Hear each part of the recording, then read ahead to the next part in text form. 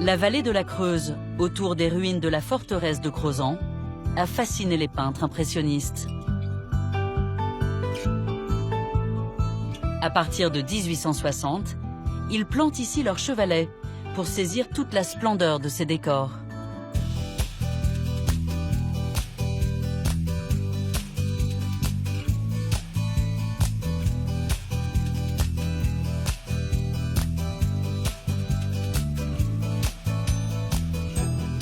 L'un des plus grands d'entre eux, Claude Monet, a peint ici une série de 21 tableaux.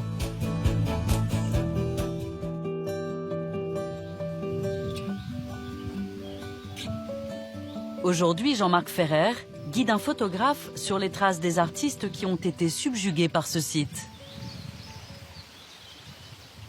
Lorsqu'on venait dans cette vallée, c'était le Grand Canyon. Il y avait d'un seul coup une sauvagerie, et la première à l'avoir signalée, c'est George Sand. Elle arrive ici en 1827, elle découvre le site et elle est absolument fascinée. C'est la nature, le pittoresque, c'est-à-dire ce qui est digne d'être peint. Et là, les artistes vont commencer à arriver derrière elle. Sky so high and wide, coming out the other side, shining on my eyeline. This could be the high tide. Dès la Belle Époque, c'est vraiment une villégiature. Ce qui fait que beaucoup de membres de la bourgeoisie et de la haute bourgeoisie se sont fait construire, comme ici, des cottages, hein, comme on dit à l'époque, c'est-à-dire vraiment des villas de plein air, en face du paysage. On vient aussi s'encanailler avec des fêtes absolument incroyables. It's a shame that we can't stay right here on this road with trees so high. Yann Monel est photographe paysagiste. Ses travaux sont publiés par la presse spécialisée et régulièrement exposés. J'effectue un travail photographique sur le paysage de Creuse. C'est la première fois que j'ai l'opportunité de le découvrir en bateau. Ce qui est curieux, c'est qu'on est presque dans un paysage exotique. Moi, ça me fait penser à l'Amazone, dans la mesure où la forêt tombe dans l'eau directement.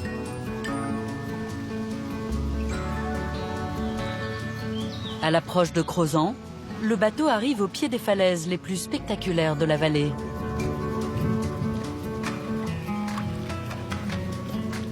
Le rocher de la Fileuse, le plus grand motif des impressionnistes, le plus grand motif de la plupart des peintres dès les années 1850. Le rocher de la Fileuse, il avait un intérêt, c'est que c'était des anfractuosités très fortes qui se mêlaient avec des bruyères, des fougères. Donc, quel que soit le moment de l'année, ici, on est sur un granit ferrugineux qui donne un côté violet, violacé, brunâtre, et qui changeait totalement à la lumière.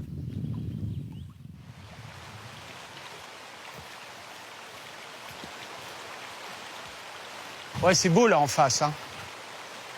Les arbres qui se courbent. Les deux hommes ont quitté leur embarcation pour marcher sur les pas d'un des fondateurs de l'impressionnisme.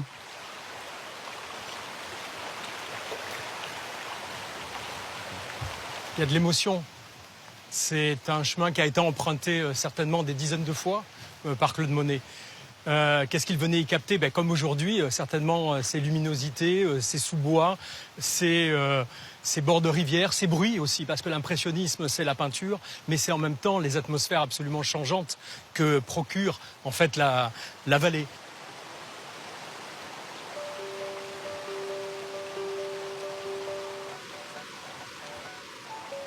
Au bout de ce chemin se trouve le fameux paysage dont Claude Monet a tiré une série de toiles. Des œuvres aujourd'hui dispersées dans les plus grands musées du monde.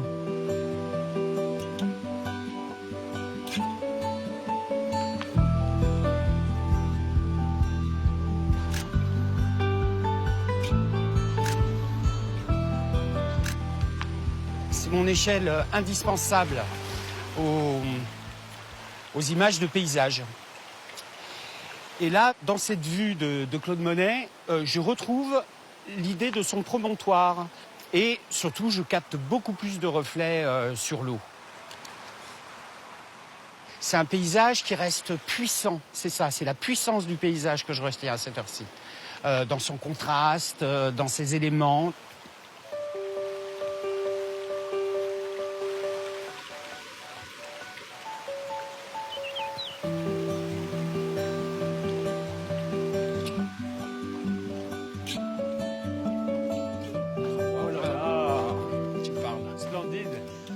incroyable. La journée s'achève au-dessus du rocher de la Fileuse. C'est unique, c'est simple. Ce promontoire naturel offre la plus belle vue sur Crozant au soleil couchant.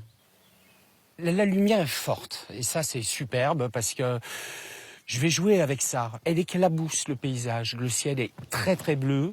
Ça se reflète dans la rivière. Il n'y a pas de vent. Tout est calme. C'est un paysage fort. On est au cœur des 40 kilomètres qui sont devenus des vallées des peintres. C'est dans ce petit village, juste au-dessus de la forteresse, que tous ces peintres, artistes, photographes sont venus. Nous, contemporains de ce paysage, on continue à l'apprécier. C'est très précieux en Limousin.